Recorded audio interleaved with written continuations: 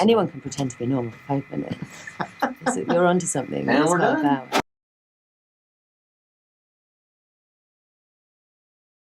Looking you up on YouTube and things like that, I was kind of surprised to find that you seem kind of like a goofball.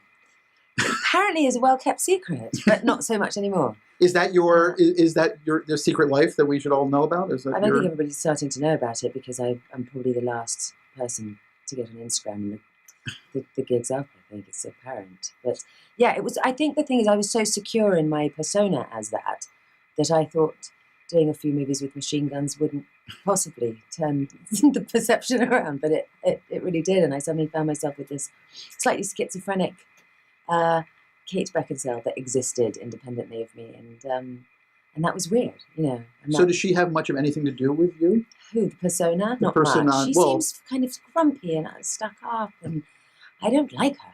You know, I'm not a big fan of her. I think a lot of her is actually kind of tangled up with the action character I've played, who's, you know, not a barrel of laughs, it must be said. No. And I think that and the English accent is possibly what's terrifying.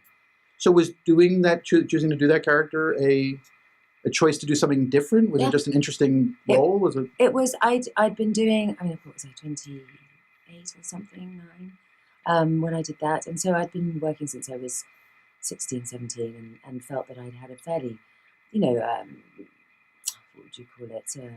Very English sort of that time. Did a lot of period dramas, a lot of kind of literary adaptations and things like that. And when I came out here, we weren't really living here, but we were starting to spend a bit more time here. I felt that people were kind of going, well, she's quite fragile and English and sort of intellectual and, you know, all that. And I thought, oh dear, I'm not ever going to get to play, you know, anyone with any edge at all.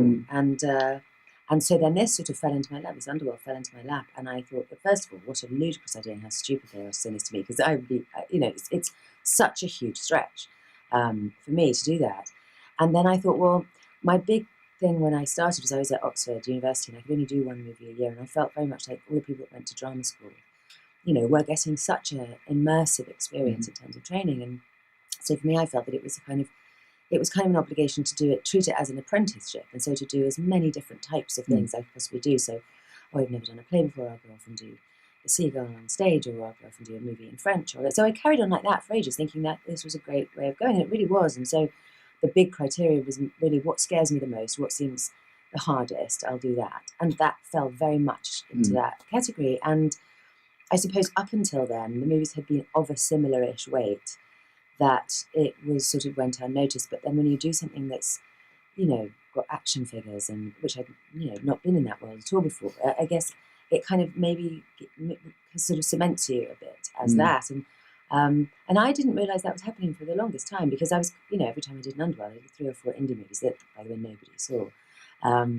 And so for me, it felt very much like I was doing the same thing. And it took a minute for me to catch up to going, oh no, there's a different weight to a latex trouser. Well, did you feel objectified in your latex trousers? Was that no? I didn't feel objectified. I just didn't realise that they would lodge so hard in people's mind as actually being your trousers. You know what I mean? It was a bit more that. No, I thought that I actually, you know, having done 19 Underworlds now, I do feel I think she's successful because she's not trying to be sexy. She's got quite a sexy costume, but it's not, oops, I've pulled out a machine gun and here's my areola type sexy. Do you know what I mean? It's not ever like that. You know, she's quite bitch. So you'd probably enjoy doing that movie too. Yeah. I mean, I don't know about the areola, but the rest of, I mean, the idea of going and doing a... Well, the first time it was really amazing, actually, because like I said, my criteria was what's the most terrifying thing, and that really did feel terrifying, just because, I mean, I don't think I made it through one PE class without saying, no, I think I need to go and lie down. So, you know. Well, Russ Myers would probably intrigue you. Yes. In some weird way. Absolutely. So is the character from Cold Comfort Farm equally separate from you, or is that closer? That's a bit close. I mean, she's sort of, I mean, I was a big reader. I was an only child until I was 9, and was one of those kids that would turn up at someone's house for a play date and then find their bookshelf and then refuse to come and play.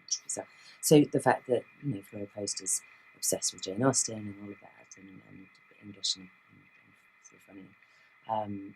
I felt I did a real campaign to get that part, actually, because I think I'd had 2 or 3 meetings with the director, and I was very much the favourite. And then he suddenly said, "Oh no, we think you're too young." And I was at that age where, you do write an impassioned letter that, has several pages and stuff. And it was John Schlesinger, right? It was right? John Schlesinger. It's not a small guy. No, it wasn't just some guy. And so I wrote, as you only can when you're 20 years old, here are all the reasons where what you've said about me being too young is wrong. So I'd just come out of university. I was at university at the time. So I wrote sort of an essay, really, and a fairly persuasive essay, and found out where he lived, and went to his apartment and poked it under the door of his apartment, and then ran away. And fortunately, John Schlesinger was John Schlesinger and found that really great and loved it and ended up casting me. But you can't do that every time, or you're just that person. Oh, Kate Beckinsale's written another letter again. So was Last Days of Disco a big shift for you? Because, I mean, from America's side, we didn't see the British television that you had done before that, or the movies. Well, but we'd known you from Cold Comfort Farm. That's right. And then all of a sudden you were in Last Days of Disco. You were a skinny 20-year-old, New York hottie. Yeah. It's a very different perception than we had from Cold Comfort Farm. Yeah, and what's interesting, again, this kind of comes back to what I was saying about having to choose which was the most frightening thing. At the time, I had been working with Patrick Marber and Mark Strong, and we were workshopping a play. And it was an amazing experience where we were changing dialogue, working the play, and then they offered the play, so the play was Closer, which was a brilliant play. And so as they offered me the play, I also got offered Last Days of Disco, which was a really tough one because they were both brilliant, and it was quite a long run at the National. And I thought, I'm more terrified of doing this American thing because I hadn't actually spent any more time in America, really. And it was such a very particular type of American that Whit Stillman is the PhD holder and those people, and I really wasn't familiar. So that more frightening thing won, and I went off and did that, and was a fish out of water, which is what I'm always after being. So did you have to research that, or did you just use the script as your guide? I did, yeah. But I went out. The thing about Whit is that he's so absolutely secure in that world, and he's very much. He was very much the kind of the mentor. Also, Chloe was incredibly helpful. So I kind of stalked the pair of them, but yeah, there was research and just sort of being around them, and a lot of it I think was based on Whit's actual experiences in life. So did you see New York differently, having New York, that movie, be your kind of introduction to? I think so. The city? Yeah, I think so. I hadn't spent much time in New York prior to that, and then I suddenly was doing a lot of disco dancing in it. So it's quite a festive city for me. But I was really frightened when I first got there, to the point of kind of being a little bit frightened to leave my, where I was staying, and kind of a bit panicky. And my boyfriend at the time was at the RSC, and he couldn't come out. My mother was on stage, she couldn't come out. So I really was like, it's probably the wobbliest version of myself I'd ever been, and then managed to make really good friends there who are now, still my best friends. And it was a really important kind of life-changing period of time, which I guess happens to people in New York quite often. And at that age. And that age, so that was mine. So not to go too couchy, but your mother was an actress. Yeah. Your father passed at a very young age, very, very young age, sadly. He was also an actor. He was also an actor, very famous actor in the UK. Was the idea of becoming an actor inevitable for you? Was it just born into you, or? Well, when your parents are actors, and I've noticed this with my daughter, when people's dad works in hedge funds, they very rarely say to the child who is still in diapers, "So, are you thinking of becoming a hedge fund manager?" It doesn't come up. Yeah. But when your parents are actors, people start asking you before you can really string a whole sentence together, if you're thinking about it. And I think any child with any hope of individuating immediately says, "No, I don't want to do anything that my parents are doing," as they say. But the idea is obviously lodged in your mind before you were ever thinking about what your career was going to be. So it's hard. I always think about, my daughter's dad's an actor, Michael Sheen, and I know that for him, deciding to become an actor was a sort of radical idea of his own that he had to sort of tell his parents, who were all kind of rather overawed. Whereas in my family, it's like, when's the right moment to really disappoint my parents with this kind of inevitable news that they're probably not like, and my daughter's just announced the same things. I guess you can't escape it. So was acting a process for you, or did it just come to you? Was it hard work to become a good actress? Yeah, I think it is for everybody. I think it should be hard work, I think, in a way. It was odd because, as I said, I was at school in a school play, and somebody's mum was a casting director and said to my mother, they're casting such and such, maybe we'd, pick up for it. And my mum was a bit like, I don't know. And then I did, and actually didn't get that first one, and grieved for a year or so, and then it sort of gently started. So as I said, I did feel very much like I'm coming into this where people really have spent a long time, studying their craft and having 3 years at least of drama school in which to make mistakes. And here I'm standing here with Denzel Washington. I was very aware of that, and I think, like I said, that really did make me want to do as many different types of things. And some of the movies I did weren't very good, but they were actually very useful to me in terms of that was sort of my drama school. That was my apprenticeship. Did you feel good about it? I mean, do you like the work that you've done? Or some. I mean, the thing about films is that I can like some of the work I did and really hate the film that I did. As an actor, you're responsible for a small part of it, and it really is a director's medium. And so if everything lines up and the director's job has worked well and your job has worked well and everyone else's job, then sometimes you get a movie that you're proud of every part of it. Sometimes I've done some movies where I absolutely loathe the movie, and yet there are bits of the movie that I'd be very happy to have as a sort of little showcase of what I'm able to do. It's just that in the context of the whole thing. So you can break it all down. You're not so drawn into the subjectivity of being an actor and it's worried about what you look like and everything else that you can't. It sounds like you can rationally. I think I've come to doing that. I think when you first start, you think that if the movie stands or falls on whether you're good in it, and if you are good in it, you think the movie was good because of you, which is also not true. The movie is generally, if a movie is good, it's generally good because the director did a really great job. That's bottom line. I think as I've gone on, my stepfather was a director. I've been around directors a lot, since the age of 9, just at home, and so I do think that that's an enormous part of it, and I've started to sort of see it. I've started to know, okay, when you're actually on the set, if you've taken a flyer on someone you weren't really sure about and it's not working out, you're not going to sit and watch the movie and go, oh my God, that actually turned out well. Who knows? Great. When you take a flyer, I don't know if you took a flyer, when you do something like Click, and you're in Adam Sandler world all of a sudden, is that a kind of an adventure of its own that you're going to try this thing that I haven't done? And yeah, it really was. And actually, for me, it's been very difficult. I mean, I've been ever since I started doing any movies in America, apart from Last Days of Disco.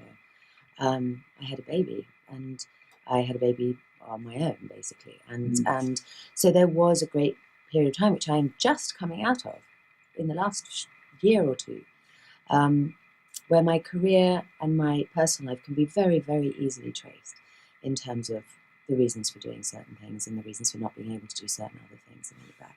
And so I haven't really been able to separate my CV from my personal circumstances. Click was an amazing experience, actually, and I loved Adam Sandler, and I love A Boys Club. I've got 4 brothers, and I do very well in that sort of a situation, and have kind of a silly sense of humour and love a fart machine and all of those things. So that went very well. But also, it filmed for a long time in the summer in LA. My daughter could be around, and that was definitely a factor in doing it. And I can't be ashamed about that, because there's a version where I totally ignored my child, who then becomes an axe murderer or terribly depressive, and yet my CV is something I'm terribly proud of, and I'm aware I've got kind of like kind of a schizophrenic CV, but at the same time I did start out with the whole notion of the apprenticeship, and I think that's bad movies are part of an apprenticeship sometimes, bad experiences. I'm not saying Click. We're not mentioning the ones I really think are bad, but no, Click isn't bad. It's a different speed, but like I said, that's also a string to your bow to have, and I was possibly one of the happiest I've ever been on a movie on Click. So when you get a chance to work with somebody like Scorsese, is that kind of mind-blowing, or are you started with John Schlesinger and I mean, I got really lucky early on. I definitely did, and my first movie was with Kenneth Branagh and all of those people, and Much Ado About Nothing, which was an amazing start. But there's a moment when you get a phone call saying yes, Martin Scorsese wants you to be in a movie, and if you don't call your mother within 10 seconds, there's something wrong with you. And you take something away from a director like that? God, I was so impressed by him and really just loved him so much. It was interesting because I suppose you think, before you work with someone like that that's a director who's going to be sort of micromanagingly telling you exactly what he wants, because his films are so distinctive, and he's actually possibly the most sort of freeing, liberating, do what you want, show me director that I've ever worked with, which I think he puts an enormous amount of time and care into casting, and then I think he likes to watch what happens with that, and he's amazing. I loved working with him. I guess now, see, I'm going through your CV in my head. I'm thinking that Michael Bay, that set in itself must have been head spinning. That was quite head spinning. As I said, I'd not that long. I mean, I'd had a year-old baby, so I had, but it's that first year of having a baby is a bit like Vietnam, and you don't really remember that many things. But that's why you have a second baby sometimes. Yes, or not. You're left with all these phobias and can't sleep. And so that was different because I think the movie I had just come off was called The Golden Bowl, which was a Merchant Ivory movie of a Henry James novel. So the speed of 4-unit helicopter exploding Michael Bay bonanza was new. And fun as something different, or were you preoccupied by baby? It was fun. No. The baby was just, the baby was just a constant. It wasn't that. It was. I remember speaking to Ben. I was very lucky that Ben Affleck was on that movie. Because he had already had the sort of Michael Bay, Jerry Bruckheimer experience, and so he was very much in the capacity of a, Virgil for me on that. And I'd say, but they're making me bleach my teeth for the 5th time. He'd go, they replaced all my teeth. You never felt like you were sort of being treated sort of oddly because you were a woman, because it had all happened to Ben already, So, and he was so large that you could. If anyone started having arguments, you could just sort of stand behind him like this cinder block, and he was just amazing for that stuff. That is one of the great stories of all time. It's him walking on Bay's set for Armageddon and having his entire mouth replaced in 2 days. Yeah, Bay just couldn't shoot that mouth. It's really funny, but I was definitely. I mean, I hadn't at that point seen the sunlight more than maybe 2 days of my life, so I don't think Michael had seen women of that shade. So there was things like that, but like I said, it wasn't. I didn't receive it on the level of like, oh, I'm a woman who's being. I mean, literally, because Ben was just right there saying everything that he was also painted, mahogany as well. It was all of us together. Yeah.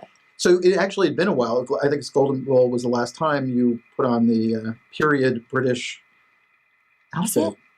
I think because Underworld has had corset, I feel like I've never been out of a corset, to be honest with you. But yeah, maybe period. Oh no, I did a movie called Stonehurst Asylum that was period. That was a few years ago. So was it? What? How did Whit come to you with this? And what is that? How it worked? Did he just call you up and? No, he was meeting a bunch of people. It's been a very, very interesting whole thing actually going on the press tour for 11 Friendship, because I found out so much shit from it that he's been very opaque and mysterious about, and then suddenly in front of 200 people, I finally go, oh, okay, I didn't know that's how it was. Evidently, what he says is he had the idea for this. Well, I think either slightly before or while we were doing Last Years of Disco, and felt that I was too young to play a widow then, and then waited 55 years for me to be old enough. But and who knows if that's true, but he definitely said he'd had me in mind. And then I think he was meeting a bunch of people, and I was away working, and then all of a sudden I was actually doing Stonehurst Asylum in my period costume and got sent the script. And when I first read it, I thought, hey, hang on a minute, this cannot be Jane Austen. It's so funny. It's got to be, when people used to like write a sequel to Pride and Prejudice, but it was a bit funny. I thought it was Whit doing that, but it really, really is Jane Austen, and pretty much all of my dialogue is Jane Austen's dialogue, which is amazing. So I was like, oh my god, that's incredibly interesting. And then pretty soon after that, we were off. Was the reunion element of it important, or was it coincidental? I thought it was so important. I loved it so much. I suppose you could go, shit, I'm old. I'm working with someone I haven't worked with for, however many, 18, 17 years or wherever it was. But actually I thought, my God, what a brilliant lucky stroke that you get to, after having had all this life and everyone's had marriages and kids and divorces and God knows what's gone on, still feel very familiar. And, I think because he was my first ever foray into American cinema, he's always been incredibly special for that. And then to ask me to come back to play this British Jane Austen character, there was something so elegant about that. And it was lovely to have Chloe as well. It's just. Has he changed much as a director, or at all?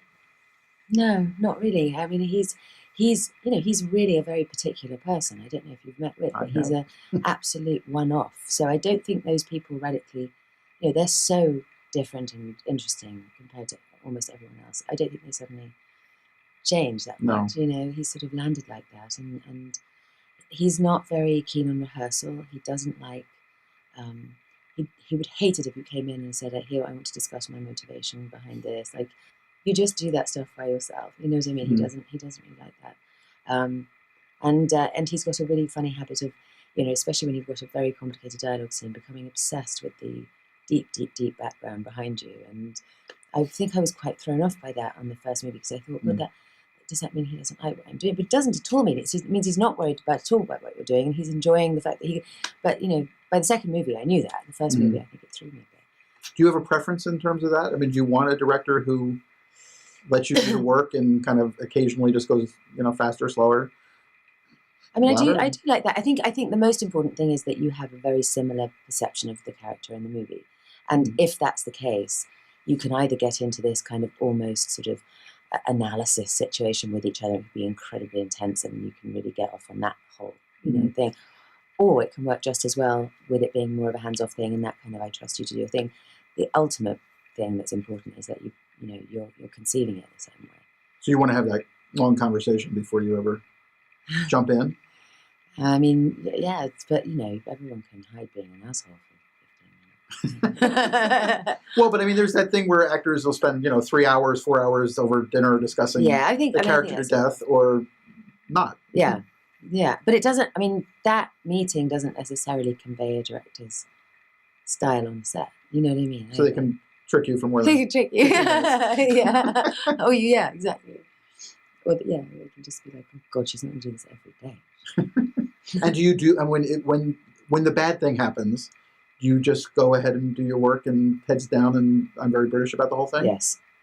What do you mean? If you know the movie's not going to go well, and if you know the director's now somebody you're not really so thrilled with, or it's just not a pleasant. I've been quite lucky; it hasn't happened to me very often. But yes, those are the things where you start being very aware of how many days are left.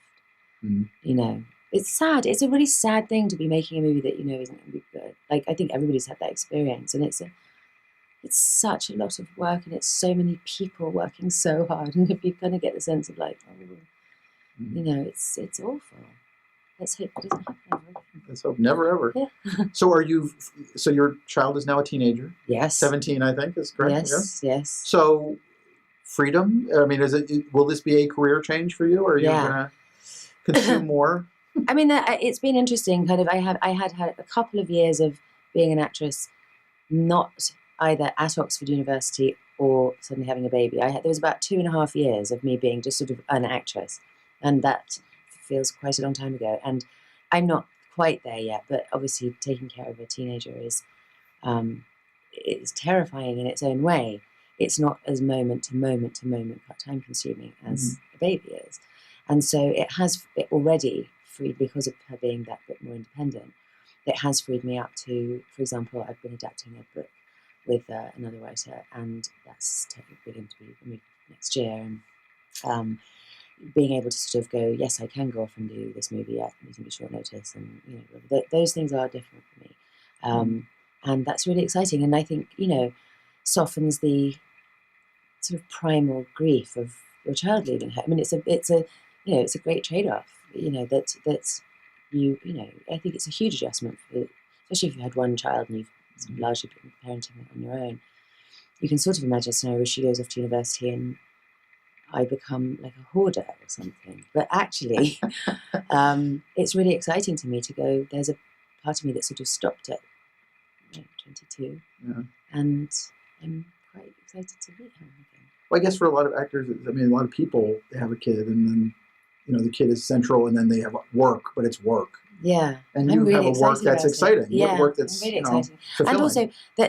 and also that to be able to go to work without always having a sense of guilt that you should be somewhere else, I think will be really amazing. So do you want to get back to theatre? I'd love to. Yeah, I stopped doing theatre when I had a baby because bedtime was a very important time. Obviously, if I tried to put her to bed now, she would probably taser me in the face. But it's sort of it still would. I think once she's in college. I'd love to do a play again. It's been a while. It's nice to have an audience. It's nice to feel an audience. You know what I mean? It's not the same when you sneak into a movie theatre that has your movie playing, and it's nice to see people enjoying it and everything. But it's not something I do very often. But it's a real conversation. Anything you do is actually a real conversation with the audience. But it's you're sort of a bit behind a cloak of secrecy when you're in films. And are you very conscious of all caps Kate Beckinsale? I mean, is that? No, I haven't been nearly enough, which is hence why I find myself with this very bizarre soup of a schizophrenic persona and all that. I should have planned a persona to have and executed a plan, and I really didn't.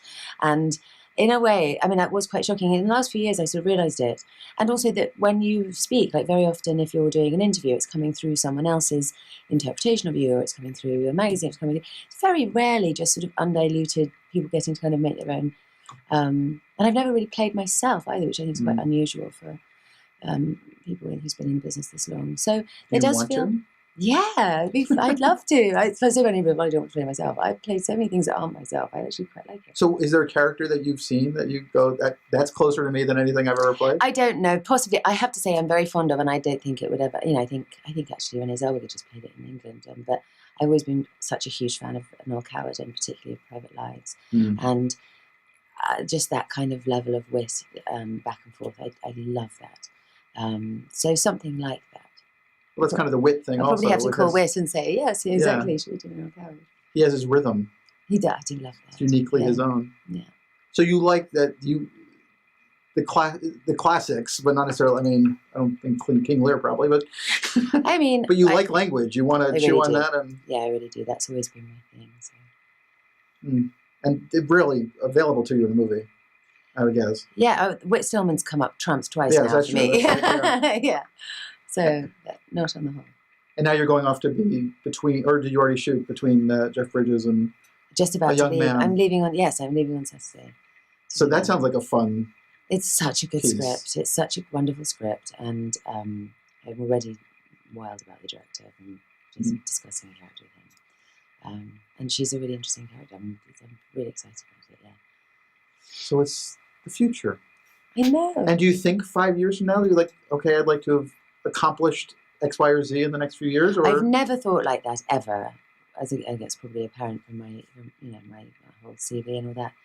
But I don't know. I don't. Your CV is actually brilliant. I mean, people would kill for your CV. No, sure. It's just that I don't say it's bad or good. It's just it has got some kind of curveballs and things that if you weren't with me and in my life, you might not understand. But yeah, I think I just feel kind of sort of magically in a sort of strange between two worlds state, which I think is a really creative place to be, and I'm really liking it. So, and writing is something you've done before, or something that you're taking up again, or I always wanted to write and act. I didn't know I was going to get to have a baby quite that early. It wasn't planned. Shocking. It was a surprise. So that was always what I was going to do, and I did find having a baby and acting completely prohibitive to having that headspace for it. I couldn't do it. So, but yeah, I was Young Writer of the Year in England twice. I got presented my prize by Ted Hughes, which really was like meeting Mick Jagger for me.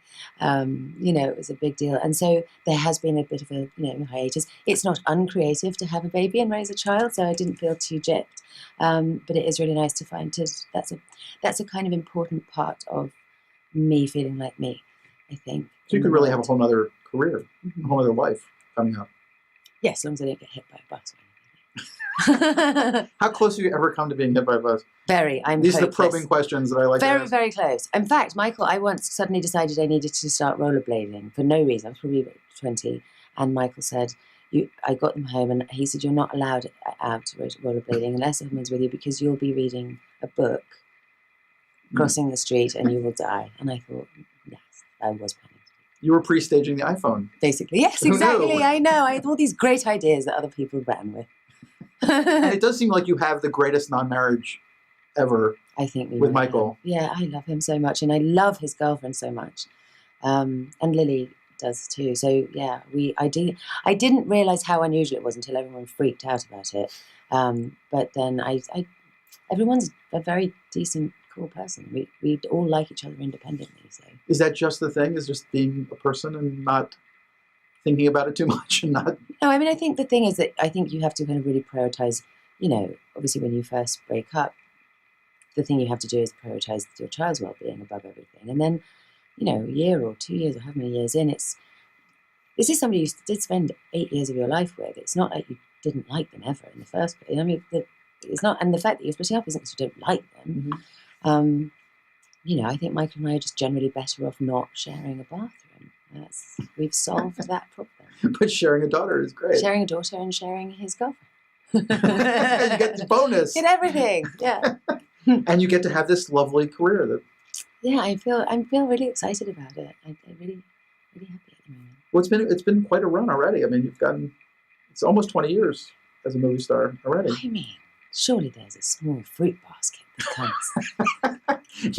You'll get the secret handshake and you get to be a member of the club. Right? Yeah. I think you're due. Oh, thanks. I'll expect one of those pineapples with bits sticking out like a floral arrangement. I like this idea. Thank you so much for your time. I appreciate it. Thank you. Perfect. Keep rolling, guys, with tail slates, and you're good. Thank you. All right, ready? Not It too was painful, fun. huh? Not at Yeah. all. It was so fun.